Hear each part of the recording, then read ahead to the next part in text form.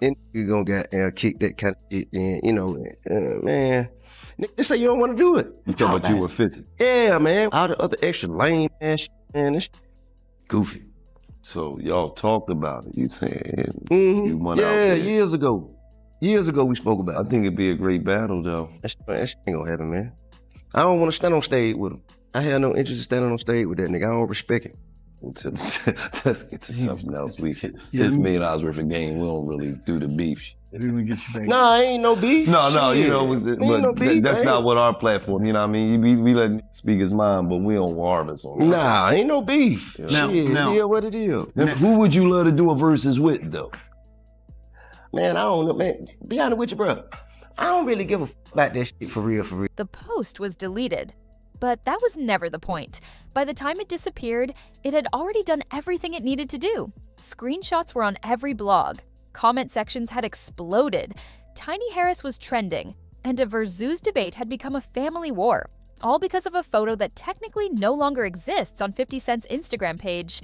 That's the move people keep missing. The deletion wasn't damage control, it was part of the plan.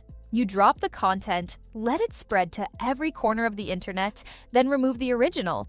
Now, the conversation continues without you needing to say another word. You're not responsible for what other people screenshot. You're not responsible for what blogs post. You just hit upload, wait the required amount of time, and hit delete. The bomb explodes. You walk away from the blast site. To understand why that strategy works so effectively here, you have to understand the stakes on both sides, because not everyone in this situation was in the same position when it started. T.I. is in what many fans are calling a comeback phase. He recently landed his first solo Billboard Hot 100 entry in over a decade. He's building toward what he's described as his final album, Kill the King. That title alone signals someone thinking about legacy, how they'll be remembered when the curtain closes. The timing of this beef landed directly in the middle of that rollout. For a man trying to re-establish himself as a current force in hip-hop, this kind of attention could go either way. It generates visibility. But it also generates headlines that have nothing to do with music. 50 understood that pressure, and he knew exactly how to apply it. The spark was a Verzuz claim. T.I. went public earlier this year saying he and 50 had privately discussed a hit-for-hit battle, that the plan was for Tip to announce it publicly while 50 confirmed it. When T.I. did his part, 50 acted like the conversation never happened. For T.I., that wasn't a logistics problem. It was a respect problem. He went on record saying he no longer respected 50. And in hip-hop, that kind of declaration between veterans isn't casual. It's a line in the sand. 50 didn't accept the Verzuz. He didn't clarify what happened in private. He went to Instagram and attacked credibility instead. Old Crime Stoppers footage from T.I.'s 2007 federal case got reposted. Courtroom clips surfaced. The King Rat comment landed in the comments. Snitch allegations flew both directions. In one afternoon, a catalog celebration turned into a reputation war, still contained between the two of them. Still managed? Still, technically, between grown men. Then came the post. 50 uploaded an unflattering photo of Tamika Tiny Harris with a short caption warning Ty to keep his name out of his mouth. No long explanation, no detailed accusation. Just an image and a message. Tiny hadn't said a word about any of this. She wasn't on podcasts, she wasn't in comment sections, she had no involvement in the Verzuz argument or the snitch. She was completely uninvolved, and she became the target anyway. Some fans dismissed it as classic 50 trolling. What they missed was the architecture behind it. This wasn't random. 50 has spent decades understanding that men will absorb a lot of personal insults before they absorb an attack on their household. Post Tiny and you don't just provoke T.I., you provoke every protective instinct in everyone close to him. You guaranteed a reaction not from the veteran who knows how to manage public conflict, but from whoever in that household was watching in real time and hadn't yet learned to calculate before responding. Then he deleted the post. By that point, it didn't matter. Every major hip-hop blog had the screenshot. It was in group chats. It was on Twitter. The image was already living independently of his page, being shared and reshared by accounts with no connection to him. He had removed himself from direct responsibility while the content continued doing its work. King Harris saw his mother trending for mockery in front of millions of people. He didn't respond quietly. He went to Instagram, fired directly at 50, and then went to the place that made the internet pause completely. He posted what appeared to be an image of Sabrina Jackson's headstone, told 50 to dig her up. said it more than once. Sabrina Jackson was 15 when she had Curtis. She raised him alone in South Jamaica, Queens, through some of the most dangerous years that neighborhood ever saw. In 1983, when Curtis was 8 years old, she died in a fire authorities believed was no accident, that she may have been drugged before gas was left running in the apartment. No arrests, no conviction. An unsolved case that 50 has carried his entire life. He's spoken about it across decades of interviews. He said he didn't understand death at 8, that he kept expecting her to come home. He's described how that loss sent him into the streets by 12, how every setback since has felt heavier because of it. That's not internet content. That's the foundation of who he became.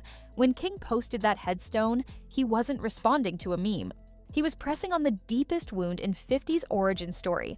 A murdered mother, a childhood shaped by unresolved grief, a case that was never closed, in front of millions of people. The internet felt that shift. Comments went quieter than they usually do in a beef. Because aggressive trash talk is one thing, pointing at a murdered parent's grave is something else. King kept going. He pulled old court footage. He referenced past legal issues. He ran an archive search on everything damaging he could find and threw all of it simultaneously. Everyone watched and waited for 50 to match that intensity.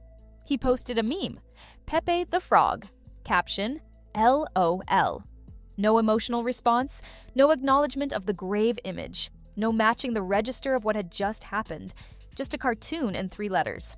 That response completed the sequence, because now watch what happened to the narrative. One moment the conversation was 50 crossed a line by posting tiny. The next moment it was, did King go too far by posting a murdered parent's grave? The original provocation, the photo that no longer technically existed on his page, faded into the background. The emotional reaction became the headline. The deleted post had already done its job. The LOL finished it. While 50 stayed in meme territory, T.I. chose a different battlefield. He went to the booth and previewed a diss track called War. Pointed, aggressive, referencing paperwork and questioning credibility. He labeled 50 a dispatcher. He rolled it out to Atlanta radio before streaming platforms, which felt intentional. Old school, direct to the city. One side was making music, the other was making memes. That contrast raised its own questions. T.I.'s diss tracks were sharp. The bars were there, but the blogs weren't covering the lyrics. They were covering the tombstone images and the frog meme. In internet beef, whoever controls the visual narrative often wins public perception regardless of who wins lyrically. And 50 had controlled every visual in this situation from the beginning. The unflattering tiny photo, his image, his frame, his caption, the deletion, his timing, his choice, his removal, the Pepe meme, his response, his tone, his positioning.